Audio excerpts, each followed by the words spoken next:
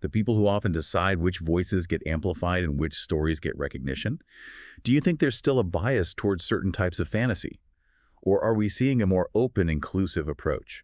That's a tough question, and it's definitely one that's still being debated in the fantasy community.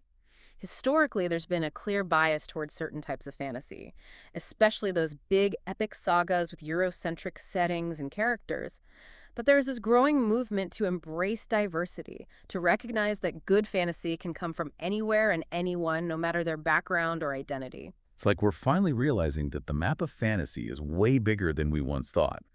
There are all these unexplored territories, untold stories, just waiting to be discovered. Exactly. And while that shift is encouraging, it's still an ongoing process. We need to keep challenging those traditional ideas of what makes for good fantasy, and we need to keep working towards a more equitable and inclusive publishing landscape. It's about breaking down those old limiting walls and making sure everyone has a chance to contribute to the ever-expanding world of fantasy literature. Beautifully said.